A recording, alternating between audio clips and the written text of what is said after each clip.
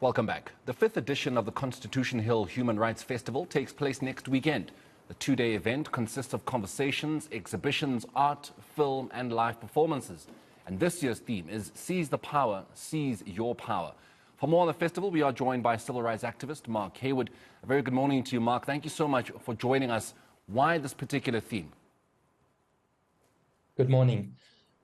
Well, I think seize the power because at this moment in our history in South Africa, a lot of people are feeling very powerless. And they're feeling powerless because they are denied basic human rights. Many people are lacking dignity. Many people are hungry. Many people need healthcare services that they can't get. And what ties all of this together is that all of these things are human rights, they're constitutional rights, and they're rights that we have the power to seize. So that's why we're saying seize the power. Understand your own power as a person in South Africa to claim human rights and to come to the festival, to learn, to meet other people, to debate, to engage, and just to have fun around themes of human rights. Do you think the government has failed its citizens, has failed its citizens' human rights, has violated them in just how they've run government since 1994?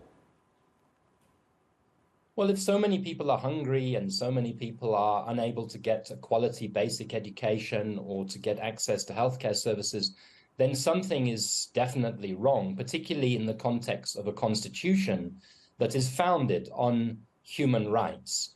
But you know, our message next week is not so much to point out to what the government has failed to do, but what we as the people of South Africa can still do to rectify this situation if we work together and if we discover our own power. You know, I often say to people that in South Africa, we're some of the most powerful people in the world. You know, we have a right to protest, we have a right to freedom of association, we have a right to free press, but it depends on us activating our own agency. If we just stand by and complain and moan, then things will not get better. So again, I keep coming back to this thing.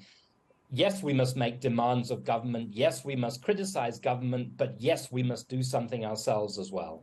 How possible is active citizenship, Mark? Because, you know, in my very young life, I haven't really seen it being that successful. And you do speak of the power that we really do have, but we are yet to activate it because for the last, 30, almost 30 years now, for the last 29 years, we've voted for people who have promised us that they will give us that which is basic, that which, you know, is why we are voting for them. So how powerful do you really think active citizenship is when, you know, we are still waiting for the promises that we were given in 1994?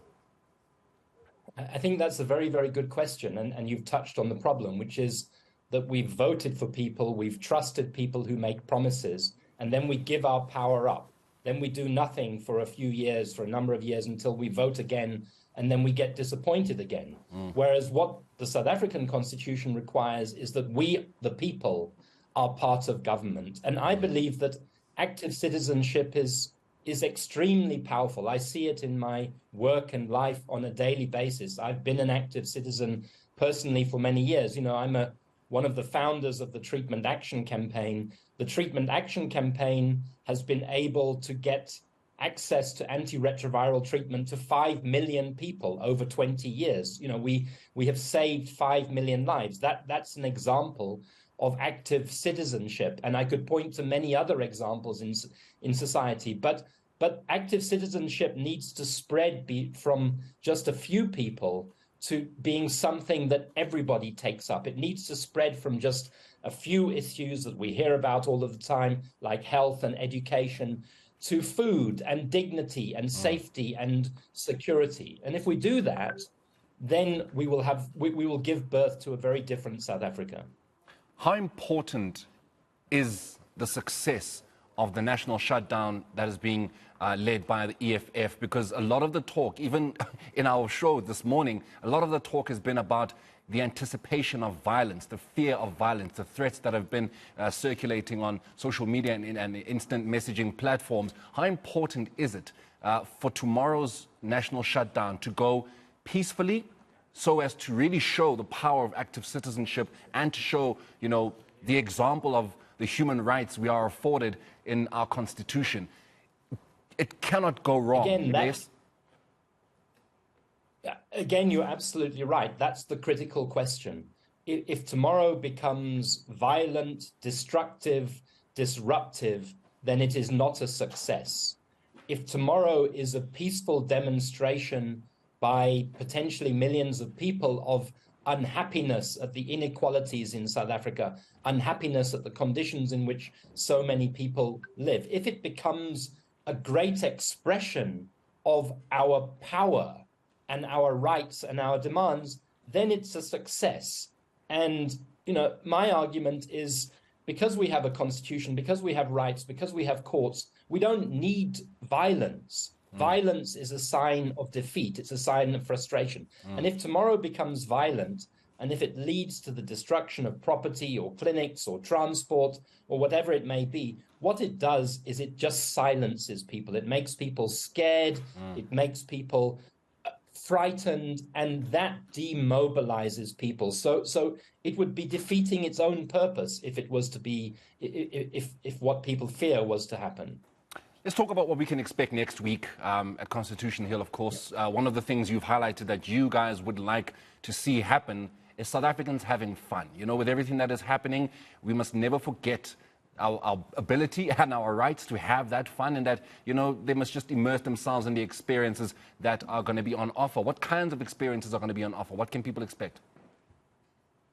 So, first of all, it's taking place at Constitution Hill, which is still a wonderful place, former prisons, now the site of the Constitutional Court, a very beautiful place that has been excavated and made modern and relevant to democracy. But the 2 days, Saturday and Sunday, will be filled with debates, engagements, conversations, poetry, music, book fairs, young people taking part in the Human Rights Festival. We're creating spaces for people to be very serious and to learn and to get the tools that they need to be active citizens. But we're also creating spaces for people to discover and enjoy each other, for people to find solidarity with each other, people to find empathy with each other. So, I have great expectations. I hope that we can meet those expectations, but whether we do really depends upon people who are with us listening, watching this morning's program, to say, okay, next weekend I'm going to go there. I may not think of myself as a human rights activist, but I'm going to go along, and I'm going to be open-minded, and I'm going to see what I find out and what I discover. 25th and 26th of March, and on both days it starts at 10 o'clock. Am I right? That's right. Both days starts at 10 o'clock, goes through until 5 o'clock in the evening. There are a number of sessions running side by side with each other. And then each day at lunchtime, there's what we're calling a town hall debate. The Saturday town hall debate is going to be a debate about the role of citizens in the 2024 election and how we must take advantage of that election. And the Sunday debate is going to be about the role of citizens in the climate crisis and what the climate crisis portends, but more importantly, what we can do to mitigate the worst of the climate crisis.